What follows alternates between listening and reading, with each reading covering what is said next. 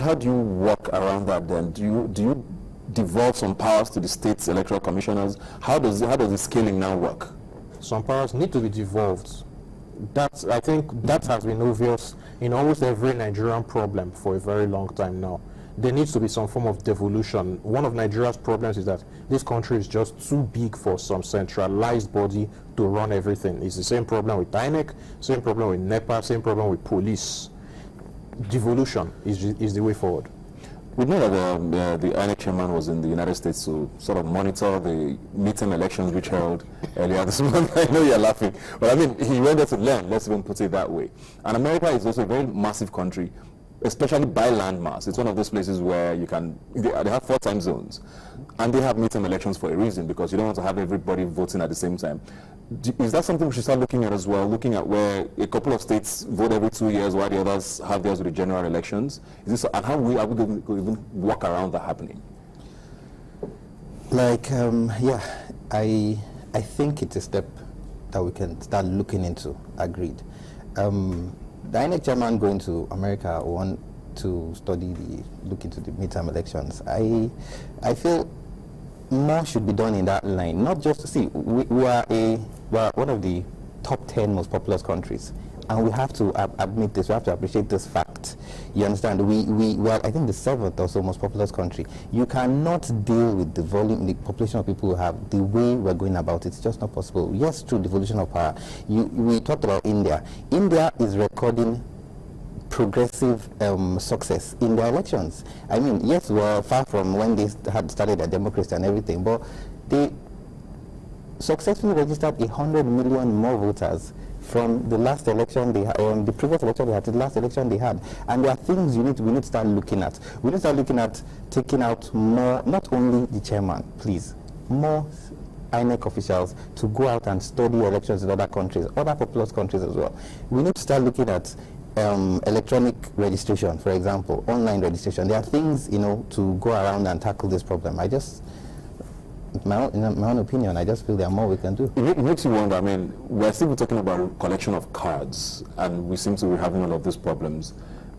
You begin to wonder, the elections proper, how is it going to work out if collection of cards on its own is already this bad? Well, these elections will be a bit easier for INEC. I mean, half of your class of people will be out of the country anyway.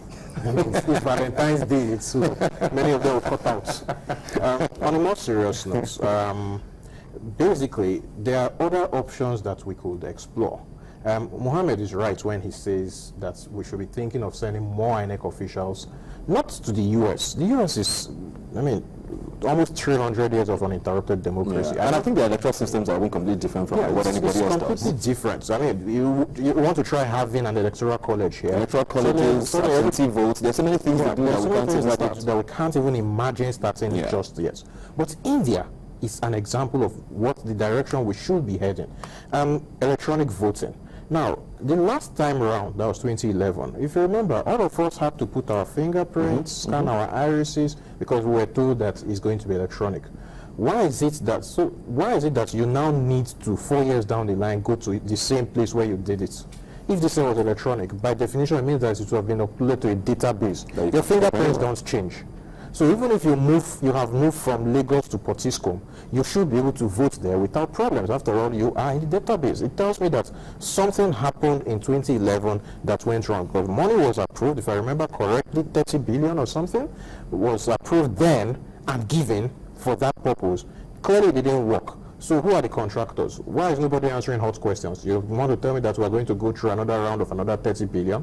It's the same. It brings us back to the same problem of people treating money as if it grows on trees. Yeah. So it starts from there. Accountability. If within INEC the system is not accountable, how can you expect an accountable election? So who holds INEC accountable? Because it's something that I think has been very dodgy for a lot of people. They're supposed to be an independent body, so nobody wants to interfere too much. So who now puts in that word to say, okay, all of this money we're giving to you, what have you done with it? I think this is the longest we've had an INEC chairman be in office. He's been in office for about 5 years now. I don't think we've had anyone stay that long. So he should be at a point where he's very sure of what he's doing. I'm sorry to say, but it's the buck stops at one table in Nigeria. That's the federal government. They are the employers of INEC. They have to ask these questions. And you see, there's a it comes about, the blame game comes out again sometimes. Let's be fair a little bit. We cannot solely blame INEC for these lapses. We have to also blame a little bit, the parties also, the political parties.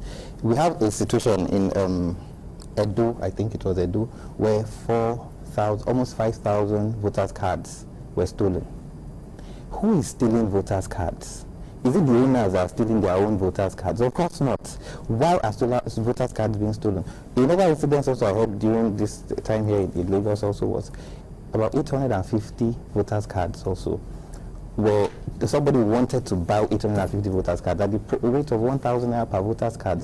Who are these people? That's actually cheap. I'm sorry. Well, who are these people actually trying to buy voters' cards? I mean, what if my voters' card, for example, got stolen or was bought by somebody else? I would now tend to wonder who needs my.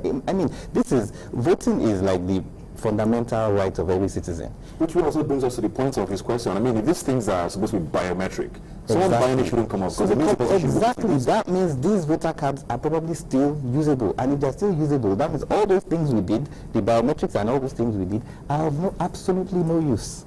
We were in Osun a few months ago. Yeah. Were the elections electronic? No. It was still the same.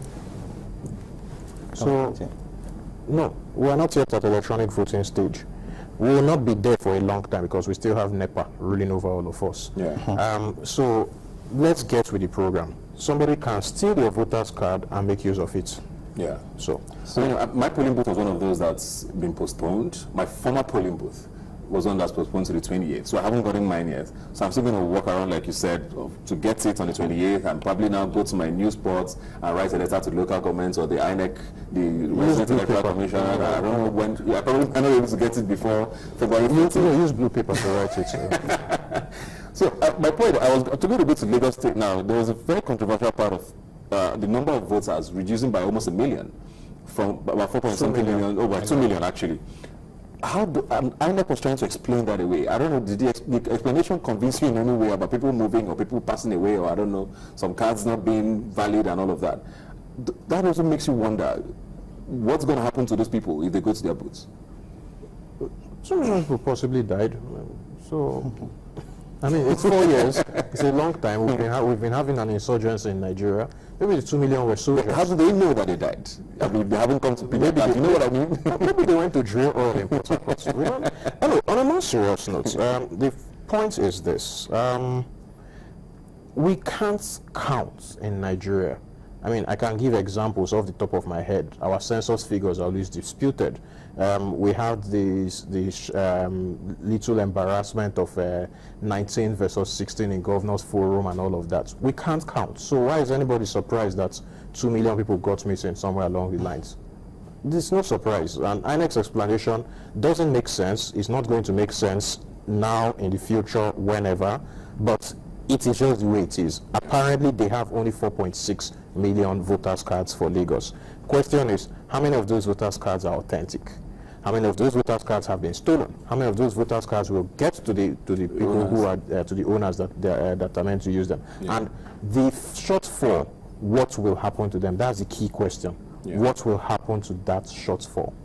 Well, at least INEC did say, to make it clear that the continuous voters registration is going to happen after the PVCs are collected. So the numbers are supposed to grow, hopefully, for those who are going to be registering for the first time and all of that. And if you don't find your card, I guess you can have that window to re-register and get your voters' cards. But I want to ask you, have you picked up yours? Thankfully, thank God I have. What was the experience for you like? Okay, well, like I said, my polling booth on Friday, I went there, the public holiday, and by 1 p.m., INEC officials hadn't got there. The next day, Saturday, I was busy. Sunday, I went. I saw everything went smoothly, I must admit. Yeah. I found my... For most people who have gone have said I went along with my temporary voter's card. I searched for my name. I saw the list where my name was, and I went there and I collected it. But the funny experience, I must say, was there was a lady, an INEC official there, and for those who do not find their own names, had to fill a form. Okay, just another quick question. If you don't have a temporary slip, can you still go? Yes, you should. Just to clear that up. So you've lost your own? Yes. Okay. In the process of moving. So, like I said, so there was this form that if you can't find your name, you're supposed to fill and submit. Okay. And there was only one copy left, and it was a Sunday. And there was no photocopy in whatever. To fill your name in? Yeah, to fill your name in. So there was just one last copy. And she was actually looking for where she could make more copies for those who came who did not find their This person to the citizens are not good. paper. No. Just to make photocopies, extra copies. There was only. What are you going to say? I mean, you see, in the days of mobile phones, all people could have done, somebody snapped it and go inside your house and print it. And print it. I mean, you don't have printers. No, well, talking about the latest is on the business centers are closed. So Actually, maybe go not to your everybody- house. How many people have printers in their houses? In these days of technology. Not everybody has. Have That's actually printers in their true. houses. Anyway, Have you picked up yours? no, my local government is for next weekend. Okay, but what have you heard so far from people who have? Well, after the shenanigans of the first Friday, where everybody I knew Went out, complained, yeah. they all went out and they all complained. But on Sunday, the experience is tied with Mohammed's experience, which is everything seemed to go smoothly and people picked up. So I know quite a number of people who have picked up their voters. Does that give you any sort of positive vibe as to how things might work out eventually? I've said this before. INEC, I believe, based on my interactions with INEC officials and the rest, they want to do a good job. Yes. However, I feel for them because the conditions under which they operate, they are faced with conditions where first things first, every party is looking for a way to game the system. Yep. They are faced with conditions where there is massive distrust from the populace, as in people are so on the edge and already have this bias against INEC officials, such that the slightest slip is magnified out of proportion. So they are kind of like the rat on a wheel, trying to run, catch the cheese, and they just never seem to get it because it's a very tough ask. I wouldn't want to be in Jaga's seat. So there's anything I ask him. I want to ask you, who do you think should be? I'm asking you, Chata, who do you think should be the police for INEC if they actually need one? I mean, you mentioned about the funds and who's going to check them. Is it Mr. President? Is it the Senate? Who's supposed to do that? First things first, we have this anomaly, and this doesn't just affect INEC, it affects the judiciary as well, where all the monies that are voted for them essentially come from the executive. Yeah. That is an anomaly, and remember that saying, he who pays the piper dictates the tune. You can't, if I'm paying you, at some point I will want to be able to tell you, guy, how far. So that needs to be corrected, and that's a systemic problem. We need to have a situation where the Revenue, Mobile and Fiscal Allocation Committee is truly independent to set wages and votes for monies, and then INEC, the judiciary, whoever, fall under that. Then we need to have a situation where our own taxes actually fund all of these things. Now, when our taxes fund all of these things, we will have a more vested interest. Because right now, what is funding all of this is that free bazaar of oil money. So the money comes from the ground, doesn't pass through our hands, and then goes straight to whoever is distributing it. That's basically, that system leaves a lot of loopholes for all sorts of things to happen. Yeah. If on the other hand, for every 1 naira you collect, government hits you for 40 kobo, you will be very interested in what is happening. Very true. Yeah. So that is, INEC should be monitored by the citizens. But the question is, do the citizens have a vested interest at the moment in making sure that INEC works? The answer is not enough of the citizens.